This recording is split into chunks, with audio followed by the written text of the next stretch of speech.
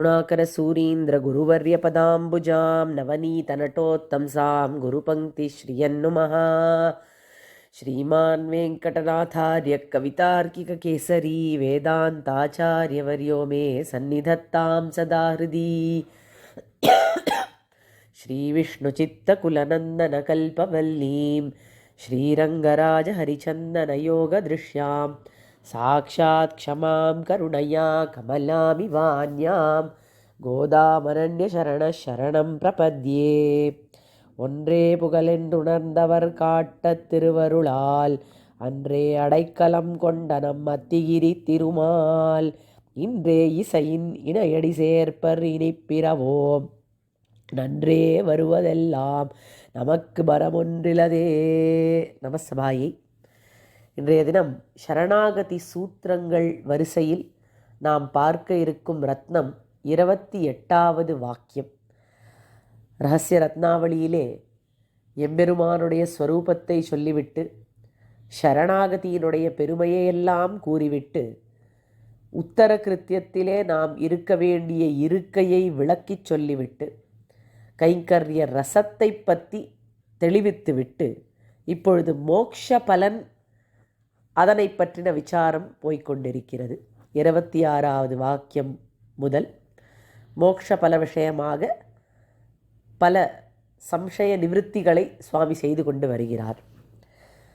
தேகாவசானத்திலே அந்திம ஸ்மிருதி தேவையா, அது எப்பேற்பட்டதாக இருக்க வேண்டும் என்பதை 26வது வாக்கியத்திலேயும், தேகாவசானம் அப்படிங்கிறது தான் நியாசம் அப்படிங்கிற யாகத்துக்கு அவபிருதம் என்பதை 27வது வாக்கியத்திலும் சாதித்தார். இதற்கு மேலே மோக்ஷகால பர்யந்தம் ஒரு கிருத்தகிருத்தியன் இருக்க வேண்டிய மனநிலையை பற்றி கூறுகிறார் சுவாமி. மோக்ஷ பலனை எதிர்பார்த்து கொண்டிருக்கும் ஒரு கிருத்தகிருத்தியன் என்ன நினைக்க வேண்டும்? அழகாக கூறுகிறார் 28வது வாக்கியத்திலே, சதாச்சாரிய பரிகிரகத்திற்கு முன்புள்ள அனாதி காலமெல்லாம் ஒரு காலராத்திரி என்று. கிருத்தகிருத்தியன் என்பவன் செய்ய வேண்டியதை செய்து முடித்தவன். ஒரு ஜீவாத்மா செய்ய வேண்டிய காரியம்தான் என்ன? அவனுடைய ஸ்வரூபத்தை அவன் அடைய வேண்டும், ஸ்வரூப பிராப்தி பெற வேண்டும். ஸ்வரூப பிராப்தி என்னது என்று கேட்டால், தான் எம்பெருமானுக்கு சேஷபூதன், அவனுக்கு கைங்கரியம் செய்வதே தனக்கு ஸ்வரூபம் என்று புரிந்து கொள்தல், அந்த கைங்கரியத்தை பெறுதல். இதற்கான உபாயம்தான் பிரபத்தி. அந்த பிரபத்தியை செய்து முடித்து விட்டானால் செய்ய வேண்டியதை செய்து முடித்தவனாக கிருத்தகிருத்தியனாக அவன் ஆகிறான். இப்பேற்பட்ட கிருத்தகிருத்தியன் எப்பொழுதும் மனதிலே ஒரு விஷயத்தை கொள்ள வேண்டும். அது என்ன என்று கேட்டால், நாம் முன்னாடி எப்படி இருந்தோம் என்பதை ஞாபகம் வைத்து கொள்ள வேண்டும். அப்பொழுதுதான் அப்பேற்பட்ட அடியேனை உய்வித்து, அடியேனை கூட உய்வித்து இந்நிலைக்கு ஆளாக்கினார்களே என்கிற கிருத்தஜ்ஞதை, உபகார ஸ்மிருதி எல்லாம் ஏற்படுமாம். அதனால் நாம் முன்னாடி இருந்த நிலையை நினைத்து பார்க்க வேண்டும் என்கிறார் சுவாமி. நாம் முன்னாடி இருந்த நிலை எது? ஒரு காலராத்திரியை போன்றது, பயங்கரமான இருட்டை கொண்ட இரவு பொழுதை போன்று இருந்தது நம்மளுடைய வாழ்வு. ஏன் என்று கேட்டால், இந்த பிரகிருதி மண்டலத்திலே நாம் சுத்தி கொண்டிருக்கிறோம். பிரகிருதி என்பதே எப்படி இருக்கிறது? அச்சேதனா பரார்த்தாச்ச நித்யா சதத விக்ரியா திரிகுணா கர்மிணாம் க்ஷேத்திரம் பிரகிருத்தேகே ரூபமுச்சியதே என்று சொல்லுகிறார்கள். பிரகிருதி என்பது அச்சேதனம், இன்னொருவருக்கு அனுபவத்தை கொடுக்கவே ஏற்பட்டது. பரார்த்தா நித்யா, நித்தியமாய் இருக்கக்கூடியது. சதத விக்ரியா என்றால் எப்பொழுதும் மாறுபாட்டை அடைந்து கொண்டிருப்பது என்று அர்த்தம். மூல பிரகிருதி என்பது மகத்து, அகங்காரம், பஞ்ச தன்மாத்திரைகள், பஞ்சபூதங்கள், பஞ்ச கர்மேந்திரியங்கள், பஞ்ச ஞானேந்திரியங்கள், மனஸ் என்று விகசித்து 24 தத்துவங்களாக மாறுகிறது. இப்பேற்பட்ட இந்த பிரகிருதி தான் ஜீவனுக்கு கர்மக்ஷேத்திரமாக விளங்குகிறது என்று சொல்லுகிறார்கள். இந்த பிரகிருதியானது திரிகுணாத்மகமானது. சத்வம் ரஜஸ் தமஸ் என்று 3 குணங்கள் கலந்திருக்கக்கூடிய இடமாம். இது அச்சேதனமான பிரகிருதி இருக்கும் நிலை. இந்த பிரகிருதிக்குள் ஜீவன் எப்படி இருக்கிறான் என்பதை விஷ்ணு புராணத்திலே மிகவும் அழகாக சாதிக்கிறார் மகர்ஷி. தாருண்யக்னிர் யதா தைலம் திலே தத்வத் புமானபி பிரதானே வஸ்திதோ வியாபி சேதனாத்மாத்மவேதனஹா என்று சொல்லி, இந்த ஜீவாத்மா என்பது பிராகிருதமான ஷரீரத்தை ஏற்கொள்கிறது. திரிகுணாத்மகமான ஷரீரம் பெறுகிறது இந்த ஜீவன். அந்த ஜீவன் இந்த ஷரீரத்துக்குள்ள எப்படி இருக்குமாம் என்று கேட்டால், எப்படி அக்னி என்பது மரத்துக்குள்ளே ஒளிஞ்சிட்டு இருக்குமோ, எப்படி எண்ணெய் என்பது எள்ளுக்குள்ளே ஒளிஞ்சிட்டு இருக்குமோ, பரவி இருக்குமோ, அதை போன்றது என்கிறார்கள். இப்போ எள்ளு அப்படிங்கிறத எடுத்துக்கொண்டோமானா அதுக்குள்ள எண்ணெய் எங்கே இருக்குன்னு போய் எப்படி தேடுறது? அது முழுக்க நிறைஞ்சி இருக்கு, அது ஆக்கிரமிச்சிருக்கு. அதே போல தான் அச்சேதனமாகிற பிராகிருதமாகிற இந்த திரிகுணாத்மகமான சரீரத்தை இந்த ஜீவனானவன் ஆக்கிரமித்து அதற்குள்ளே வாழ்ந்து வருகிறான் என்று சொல்லுகிறார்கள். இப்பொழுது இந்த கிருத்தகிருத்தியனான ஜீவன் முன்னாடி இருந்த நிலையை பற்றி நாம் பார்த்து கொண்டு இருக்கிறோம். அதனால் முதல்ல அவனுடைய சரீரம் எப்பேற்பட்டது, திரிகுணாத்மகமானது அப்படிங்கிறத பார்த்தோம். அந்த திரிகுணாத்மகமான சரீரத்துக்குள்ள அவன் எப்படி வாசம் செய்து கொண்டிருக்கிறான் அப்படிங்கிறதையும் பார்த்தோம். இந்த சரீரமானது இந்த உலகத்திலே இருக்கக்கூடிய ஜீவனுக்கு மட்டும்தான் இப்படியா? அதாவது பூலோகத்திலே இருக்கக்கூடிய ஜீவனுக்கு மட்டும்தான் இப்படியா? ஒரு கால் பூலோகத்திலே நிறைய புண்ணிய காரியங்களை எல்லாம் பண்ணிவிட்டு சொர்க்கம் செல்கிறான் ஒருவன் என்றால் அவனுக்கு வேறு சரீரம் கிடைக்குமோ? இந்த பிராகிருதமான திரிகுணாத்மகமான சரீரம் இல்லாமல் வேறொரு சரீரம் கிடைக்குமோ என்று கேட்டால் அப்படி அல்ல என்று பிரம்மசூத்திரங்களிலே எடுத்து காண்பிக்கிறார்கள்.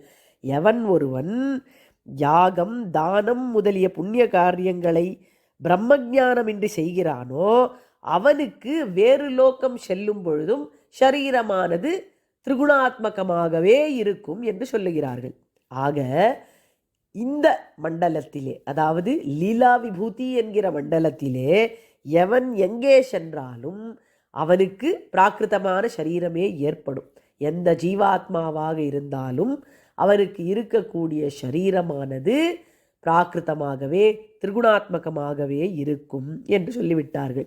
இவ்வளவு விளக்கி சொல்ல வேண்டிய அவசியம் என்ன என்று கேட்டால், இப்பேற்பட்ட திரிகுண திரவியமான இந்த பிரகிருதி என்பது எப்படி இருக்கு என்று விளக்குகிறார் ரகசிய ரத்னாவளி ஹிருதயத்திலே.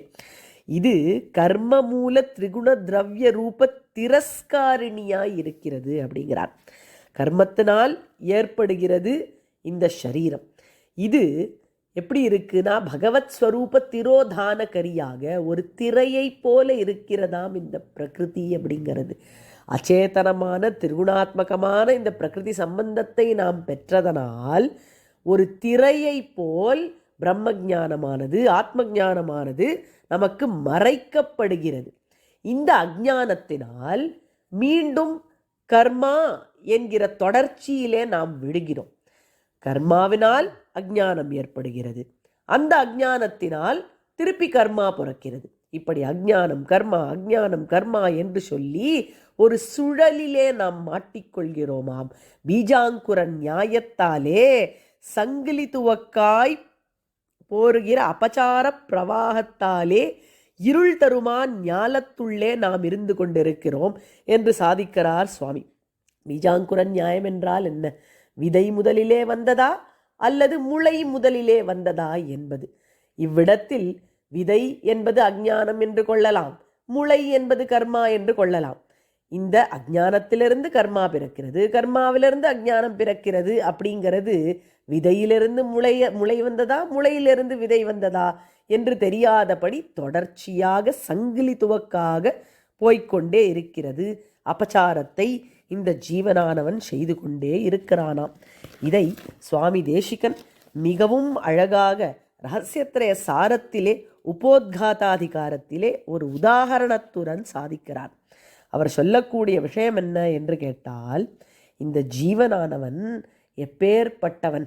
மணிவர இவ சௌரே ஹே நித்ய ஹிருத்யோ பிஜீவஹா கலுஷமதிரவிந்தன் கிங்கரத்வாதிராஜ்யம் விதி பரிணதி பேதாத் வீக்ஷிதஸ்தேன காலே குரு பரிஷதுபக்ஞம் பிராப்பிய கோபாயதி ஸ்வம். இந்த ஜீவன் என்பவன் கௌஸ்துபஸ்தானியன் அப்படிங்கிறார். எம்பெருமானுக்கு ஹிருதயங்கமனாம், மிகவும் பிடித்தவனாம். கௌஸ்துப மணியை எப்படி ஆசையுடன் வைத்திருக்கிறானோ எம்பெருமான், அதே ஸ்தானத்தை இந்த ஜீவனுக்கு கொடுத்துள்ளான். ஆனால் இந்த ஜீவனுக்கு கலுஷ மதி ஏற்பட்டு விட்டது, கலங்கிய புத்தி ஏற்பட்டு விட்டது. எந்த காரணத்தினால் என்று கேட்டால், இந்த பிரகிருதி அப்படிங்கிற சம்பந்தத்தாலே. அதனால் என்ன ஆகிவிட்டது அப்படின்னு கேட்டால், இந்த பிரகிருதி அப்படிங்கிற சம்பந்தம் இருக்கிறதுனால நித்தியசூரிகளோடு ஒத்த சுவாமி கைங்கரியத்துக்கு ஸ்வரூப யோக்கியத்தை இருக்கக்கூடிய நிலையிலே கூட அனாதி மாயையாலே இவன் சுப்தனாயிருக்கிறான் என்று சாதிக்கிறான். இந்த ஜீவனுக்கு நித்தியசூரிகளுக்கு என்ன ஸ்வரூபமோ அதே ஸ்வரூபம்தான் இருக்கிறது. அவர்களால் எவ்வளவு கைங்கரியம் செய்ய முடியுமோ அதே கைங்கரியத்தை இந்த ஜீவனாலும் செய்ய முடியும். அதுவே இவனுக்கும் ஸ்வரூபம். எப்படி நித்தியசூரிகளுக்கு நித்திய கைங்கரியம் ஸ்வரூபமோ அதே போல இவனும் அந்த நித்திய கைங்கரியத்தை பெறுவதற்கு தகுதி உடையவன்தான். எம்பெருமானுக்கு சேஷபூதன் தாசபூதன் என்பது இவனுடைய ஸ்வரூபம். ஆனால் அனாதி மாயையாலே, மாயை என்றது இவ்விடத்தில் பிரகிருதி, அந்த பிரகிருதியினுடைய சம்பந்தத்தாலே சுப்தனாய் தூங்கிக் கொண்டிருப்பவனாய் இருக்கிறான். ஏனெனில் இந்த பிரகிருதியிலே இருக்கக்கூடிய காலம் என்பது ஒரு கால ராத்திரியை போல் இருக்கிறது. இது எப்படி இருக்கிறது அப்படின்னு கேட்டால் ஒரு கதை சொல்லுகிறார் சுவாமி தேசிகன். ஒரு ராஜா அந்தப்புரத்தோடு வேட்டையாடுறதுக்கு போனானான். அவன் கூட ராஜகுமாரனை கூட்டிட்டு போயிருக்கான். அந்த ராஜகுமாரனுக்கு அப்போ ரொம்ப சிறிய வயசு, பேசக்கூட தெரியாத ஒரு வயசு.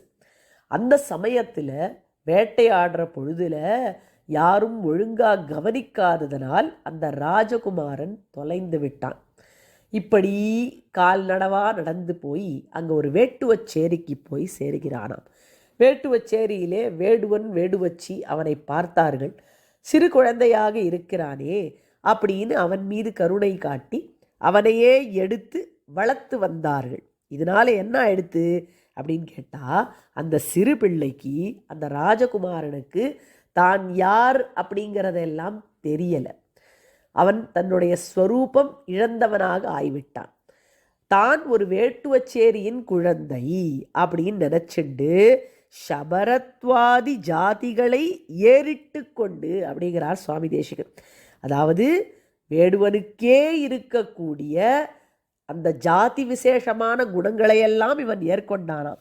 என்னென்ன பண்ணுவான் அப்படின்னு கேட்டால், அவர்கள் பழக்கி வைத்த பாசுரமே தனக்கு பாசுரமாய், அவர்கள் எப்படி பேசுவார்களோ அந்த மாதிரி தான் இவனுக்கு பேச தெரியும். வெட்டு குத்து அப்படின்னு தான் பேச தெரியும், மரியாதையுடன் பேச தெரியாது. அவர்களுக்கு பிறந்தவர்களைப் போலே அவர்கள் ஊனும் விருத்தியுமே தனக்கு ஊனும் விருத்தியுமாய் அப்படிங்கிறார்.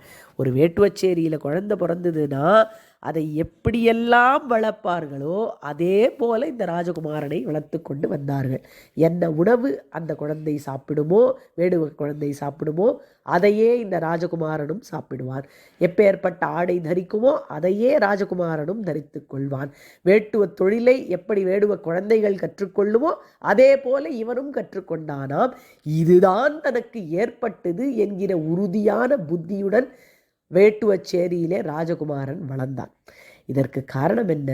சம்சர்க்கம்தான் காரணம் என்கிறார் சுவாமி தேசிகன். சம்சர்க்கம் என்றால் நாம் கூட பழகக்கூடியவர்கள், நாம் இருக்கக்கூடிய சூழ்நிலை எல்லாவற்றையும் குறிக்கும். இந்த சம்சர்க்கம்தான் நமக்கு ஏற்படக்கூடிய தோஷங்களுக்கும் குணங்களுக்கும் காரணமாக இருக்கிறது என்று அழகாக கூறுகிறார். இதை இன்னொரு கதையை சொல்லி, உதாரணத்தை சொல்லி மிகவும் அழகாக புரிய வைக்கிறார் சுவாமி தேசிகன். 2 கிளிக்குட்டிகள் இருந்தனவாம். சிறு வயதிலேயே ஒரு கிளிக்குட்டி ஒரு வேடுவனால் எடுக்கப்பட்டு வேட்டுவச்சேரிக்கு அழைத்து செல்லப்பட்டு அங்கே வளர்ந்து வந்ததாம். இன்னொரு கிளிக்குட்டி ஒரு முனிகுமாரன் கையில் கிடச்சிது. அந்த முனிகுமாரன் ஆசிரமத்துக்கு எடுத்துட்டு போய் அந்த கிளியை வளர்த்து வருகிறான். இந்த இரு கிளிகளும் தனித்தனியாக வளர்கிறது. ஒரே தாய் தந்தைக்கு பிறந்த கிளிகள். ஒரு சமயம் ஒரு காட்டுக்கு, அந்த கிளிகள் இருக்கக்கூடிய காட்டுக்கு ஒரு வழிபோக்கன் வந்து சேர்ந்தானாம். அப்பொழுது அடி, கொல், வெட்டு, குத்து என்று சப்தம் கேட்டது. மேலேந்து வருகிறது அந்த சப்தம். இப்படி அண்ணாந்து பார்த்தான் வழிப்போக்கன். பார்த்தா ஒரு கிளி பேசுறது. கொடூரமான குரலிலே பயங்கரமான கண்களை வைத்துக்கொண்டு இந்த கிளி இப்பேற்பட்ட சப்தங்களை பேசுகிறது அப்படின்னு பார்த்தான். கேட்கவே பயமாக இருந்துதான். ஓடி போயிட்டான் அங்கேருந்து. இன்னும் கொஞ்ச தூரம் போனவுடனே வரவேண்டும் வரவேண்டும், வருக வருக, ஸ்வாகத்தம் ஸ்வாகத்தம், எங்கள் ஆசிரமத்துக்கு வர வேண்டும், சிரம பரிகாரம் பண்ணி கொள்ள வேண்டும், அர்க்கியம் பாத்தியங்கள் எல்லாம் ஸ்வீகரிக்க வேண்டும் என்று மிகவும் அழகான பரிபாஷையிலே ஒரு குரல் கேட்டது. இதுவும் மேலேந்து தான் கேட்டது. மறுபடியும் அண்ணாந்து பார்த்தான். மறுபடியும் ஒரு கிளி பேசுகிறது. எவ்வளவு அழகான வார்த்தை! இப்பொழுதுதான் சற்று நாளைக்கு முன்னாடி பயங்கரமான கொடூரமான வார்த்தைகளை ஒரு கிளி பேச கேட்டேன். இப்பொழுது இன்னொரு கிளி இவ்வளவு அழகான வார்த்தைகளை சொல்லுகிறதே, இது எப்படி நேர்ந்தது? கிளியே, இந்த வார்த்தைகளை எங்கே கற்றுக்கொண்டாய் அப்படின்னு இந்த இரண்டாவது கிளியை பார்த்து கேட்க, அந்த கிளி பதில் சொல்லித்தாம். மாதாப்யேகா பிதாப்யேகோ மம தஸ்ய ச பக்ஷிணஹ அஹம் முனிபிரானீதஹ சச்சானீதோ கவாசனைஹி அஹம் முனீனாம் வச்சனம் ஸ்ருணோமி கவாசனானாம் சவச்ச ஸ்ருணோதி பிரத்யக்ஷமேதத் பவதாபி திருஷ்டம் சம்சர்கஜா தோஷகுணா பவந்தி. எனக்கும் நீ பாத்தியே அந்த கிளிக்கும் ஒரே அம்மா ஒரே அப்பா தான். என்னை முனிகள் அழைத்து வந்தார்கள், அவனை வேடுவர்கள் அழைத்து சென்றார்கள். அகம் முனீனாம் வச்சனம் ஸ்ருணோமி, நான் முனிகளுடைய வச்சனத்தை கேட்டு கேட்டு வளர்ந்தேன். கவாசனானாம் சவச்ச ஸ்ருணோதி, அவன் வேடுவர்களுடைய சப்தங்களையே கேட்டு கேட்டு வளர்ந்தான். அதனால் என்ன தெரியறது? திருஷ்டமாய் தெரியக்கூடிய விஷயம் என்னன்னா, சம்சர்கஜா தோஷகுணா பவந்தி, எப்படி எங்களுக்கு சேர்க்கை ஏற்பட்டதோ அதன் ரீதியிலேயே எங்களுக்கு தோஷங்களோ குணங்களோ வந்திருக்கிறது. அங்கே தோஷமே நிறைந்த வேடுவச்சேரியிலே தோஷம் நிறைந்த வார்த்தைகளை கேட்ட என்னுடைய தம்பி கிளி அப்பேற்பட்ட கொடூர வார்த்தைகளை கற்றுக்கொண்டான். அந்த சம்சர்க்கத்தினால் எனக்கு ஏற்பட்டது சத்சங்கம், நல்வார்த்தைகள், சத்விஷயங்கள். இதையே கேட்டு கேட்டு வளர்ந்த நான் நல்ல வார்த்தைகளை பழகிக்கொண்டேன், பேசிக்கொண்டிருக்கிறேன் என்று சொல்லித்தான் அந்த கிளி. அந்த மாதிரி எடுப்பார் கைப்பிள்ளையை போல் எந்த சம்சர்க்கம் எவனுக்கு ஏற்படுகிறதோ அதே ரீதியிலே அவனுக்கு தோஷங்களும் குணங்களும் அமைகிறது. இந்த ராஜகுமாரனுக்கும் வேடுவன் அப்படிங்கிற நினைப்பானது அப்படியே உள்பதிந்து மனதிலே ஆழ்ந்து விட்டதாம் அந்த சம்சர்க்கத்தினால். இதனால் என்ன ஆயிற்று அப்படின்னு கேட்டால், இவன் தன்னுடைய உண்மையான ஸ்வரூபத்தை மறந்திருந்தான். இதைத்தான் சுவாமி தேசிகன் மிகவும் அழகாக ரகசிய ரத்னாவளி ஹிருதயத்திலே சொல்லுகிறார்.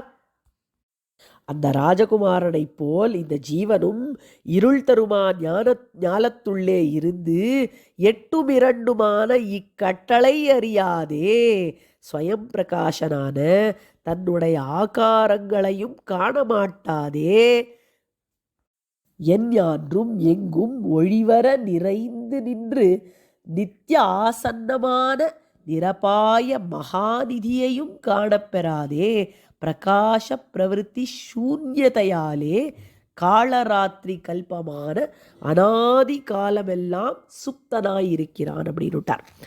என்ன சொல்கிறார் அப்படின்னு பார்த்தா, இப்பேற்பட்ட ஸ்வரூபத்தை தெரியாததனால் இவன் எப்படி இருக்கிறான்? இருள் தருமா ஞாலத்துள்ளே இருக்கிறான். இந்த பிரகிருதி அப்படிங்கிறது தான் இருள் தருமா ஞாலம். இதில் எட்டுமிரண்டுமான கட்டளைகளை அறியாதவனாக இருக்கிறான் அப்படிங்கிறார். 8 அப்படின்னா அஷ்டாட்சரம், 2 அப்படின்னா துவயம். அஷ்டாட்சர துவயங்கள் சொல்லக்கூடிய பல சத்விஷயங்களை, அவன் தெரிந்து கொள்ள வேண்டிய விஷயங்களை, அவனுக்குன்னு ஏற்பட்ட விஷயங்களை, எப்படி இந்த ராஜகுமாரனுக்குன்னு ஏற்பட்ட விஷயங்கள், ராஜதந்திர சாஸ்திரங்கள், வில் வித்தை, சஸ்திர வித்தை எல்லாம், அதையெல்லாம் அவன் எப்படி அறியாமல் இழந்திருந்தானோ அந்த மாதிரி இந்த ஜீவனும் இந்த இருள் தருமா ஞாலத்திலே, அதாவது அந்த வேட்டுவச்சேரி போல இருக்கிற இந்த பிரகிருதியாகிற இருள் தருமா ஞாலத்திலே எட்டும் இரண்டும் காண மாட்டாமல் இருந்தான். இப்படி அவன் அறிய வேண்டியதை அறியாதவனாக இருந்ததனால் என்ன ஆயிடுத்து அப்படின்னு கேட்டா, அவனுக்கு தன்னுடைய ஆகாரம் அப்படிங்கிறது தெரியல. ஆகாரங்களை காண மாட்டாதே அப்படிங்கிறான். அதாவது தன்னுடைய தன்மை என்ன, வலிமை என்ன, இதெல்லாம் அவனுக்கு ஒண்ணுமே தெரியல. அதுக்கு மேல அவன் அடைய வேண்டியது ஒன்று இருக்கே. அந்த ராஜகுமாரன் போய் ராஜ்யத்தை ஆளணும், பெருசா சிம்மாசனத்திலே அமர்ந்து அந்த மகாநிதியை அனுபவிக்கணுமே, அது அவன் செய்யலை இல்லையா? அதே போல இந்த ஜீவனும் நித்தியாசன்னமான நிரபாய மகாநிதியையும் காணப்பெறாதே அப்படிங்கிறார். மகாநிதி அப்படிங்கிறவன் எம்பெருமான், அவருடைய கைங்கரிய சாம்ராஜ்யம். அந்த கைங்கரிய சாம்ராஜ்யத்தை பெறாம எப்படி இருக்கான்? பிரகாச பிரவிற்த்தி சூன்யத்தையாலே. இந்த பிரகாச பிரவிற்த்தி ஞானம் அப்படிங்கிறது துளி கூட இல்லாததுனால, அவனுக்கு ஸ்வரூப ஞானம் அப்படிங்கிறது மறைந்திருக்கிறதுனால ஒரு பெரிய கால ராத்திரியில் அவன் மாட்டின்ற மாதிரி இருக்கான். இந்த காலராத்திரியானது அனாதி காலமாய் இருந்தது. அனாதி காலமெல்லாம் அனாதி மாயையாலே சுப்தனாய் நம்மை வைத்திருந்தது இந்த காலராத்திரியானது. இதுதான் நாம் முன்னாடி இருந்த நிலை. ஒரு கிருதகிருத்தியன் இதை அவசியம் நினைத்து பார்க்க வேண்டுமாம். இதுதான் இந்த பங்கியிலே சாதிக்கிறார் சுவாமி தேசிகன். காலராத்திரியை போல் இருந்த அந்த பயங்கரமான காலத்திலே தூங்கி கொண்டிருந்த நம்மை யார் உய்வித்தார்கள்? அந்த ராத்திரி முடிந்து நமக்கு பகல் பொழுது எப்பொழுது ஆரம்பித்தது அப்படின்னு கேட்டா, அவ்வவஸ்தை கழிந்து பகல் காண்கைக்காக ஆச்சாரிய பரிகிரகம் அருணோதயம் போலே அப்படிங்கிறார். ஒரு ஆச்சாரியன் நம்மை கட்டாட்சித்து அனுகிரகித்து நம்மளையும் உய்வு பாதையிலே செலுத்தினாரே, அதுவே இந்த காலராத்திரிக்கு பிறகு ஏற்பட்ட அருணோதயம் அப்படிங்கிறார். பகல் பொழுது ஆரம்பிப்பது சூரியோதயத்திலே, சூரியோதயத்துக்கு முன்னாடி இருக்கக்கூடிய காலம் அருணோதயம். அந்த அருணோதயம்தான் ஆச்சாரிய பரிகிரகம் அப்படிங்கிறார். ஏன்னு கேட்டால், ஆச்சாரியன் குரு அப்படிங்கிற சப்தத்துக்கே அவ்வளவு அழகான அர்த்தம் இருக்கிறது. குஷப்தஸ்து அந்தகாரஸ்யாத் ருஷப்தஸ்து நிரோதகா அந்தகார நிரோதித்வாத் குருரித்யவிதீயதே அப்படிங்கிறார். கு அப்படிங்கிற சப்தம் அந்தகாரத்தை குறிக்கும். ரு அப்படிங்கிற சப்தம் அதை தெளிவிப்பது, நிரோதனம் செய்வது, அதை குறிக்குமாம். அதாவது இருளை போக்குவதை குறிக்குமாம். இப்பேற்பட்ட அந்தகாரத்தை நீக்குபவனுக்குத்தான் குரு என்று பெயர் என்று சொல்லுகிறார்கள். இப்பேற்பட்ட காலராத்திரி ஆகிற மிகவும் பெரிய இருட்டை கூட நீக்கக்கூடிய அருணோதயம் போன்றவர் குரு அப்படின்னார். இப்பேற்பட்ட குருவானவர் என்னையெல்லாம் செய்வார் என்று கேட்டால், ஆச்சினோதி சாஸ்திரார்த்தான் ஆச்சாரே ஸ்தாபயத்யபி ஸ்வயமாச்சரதே யஸ்மாத் தஸ்மாத் ஆச்சாரிய உச்சதே. இந்த ஆச்சாரியன் குரு அப்படிங்கிறவர் ஏன் இந்த பெயர் கொண்டுள்ளார் அப்படின்னு கேட்டால், இவர்கள் சாஸ்திரங்களின் கருத்துக்களை எடுத்து சிஷ்யனுடைய உள்ளத்திலே வைப்பார். அவனை நல்ல ஆச்சாரத்திலே நிலைநிறுத்தி வைப்பார். ஆச்சாரே ஸ்தாபயதி. அதே போல தானும் அனுஷ்டித்து காண்பிப்பார். ஸ்வயம் ஆச்சரதே. இப்படி 3 அடையாளங்களை கொண்டவராய் ஆச்சினோதி சாஸ்திரார்த்தான், அதாவது சாஸ்திர கருத்துக்களை தன் மனதிலே வைத்துக் கொள்வார். ஆச்சாரே ஸ்தாபயதி, ஆச்சாரங்களை நன்கு ஸ்தாபிப்பார். ஸ்வயம் ஆச்சரதே, தானும் நன்கு அனுஷ்டிப்பார் இந்த ஆச்சாரங்களை. இப்பேற்பட்ட ஆச்சாரியனானவர் நமக்கு நல்ல வழிகாட்டியாக இருந்து இந்த காலராத்திரியாகிற இருளை நீக்கி நம் ஸ்வரூப ஞானத்தை நமக்கு அளிப்பார். இப்பேற்பட்ட ஆச்சாரியன் நமக்கு பரம உபகாரகன். இந்த பரமோபகாரகன் விஷயத்திலே எப்பொழுதும் நாம் ரிணியாய்த்தான் இருப்போம் அப்படிங்கிறத மனசில் வச்சுன்னு இருக்க வேண்டுமா. என்னவாக இருந்தாலும், எப்பேற்பட்ட தேவனாக இருந்தாலும், ஆச்சாரியனுக்கு ஏற்பட்ட கடனை அவனால் எப்பொழுதும் தீர்க்கவே முடியாது என்று சாண்டில்ய ஸ்மிருதியும் கூறுகிறது. இப்பேற்பட்ட ஆச்சாரிய பரிகிரகம் என்பது நமக்கு கிடைத்த பெரிய அருணோதயம் அப்படிங்கிறத ஒரு கிருதகிருத்தியன் எப்பொழுதும் ஞாபகம் வைத்து கொண்டே இருக்க வேண்டுமாம். அந்த ஆச்சாரிய ஸ்மிருதியை எப்பொழுதும் மனதிலே வைத்து கொண்டு தன்னைத்தானே அவருக்கு நித்திய ரிணியாய் நினைத்து கொள்ள வேண்டுமாம். இதற்கு மேலே ஆச்சாரியனை அடைந்த பிறகு எப்பேற்பட்ட நன்மைகள் எல்லாம் ஏற்படுகிறது, அதற்கு மேலே நாம் இருக்கும் நிலை எல்லாவற்றையும் மறுபடியும் இந்த ராஜகுமார விருத்தாந்தத்தினுடைய தொடர்ச்சியை கொண்டே அடுத்த வாக்கியத்திலே பார்க்கலாம்.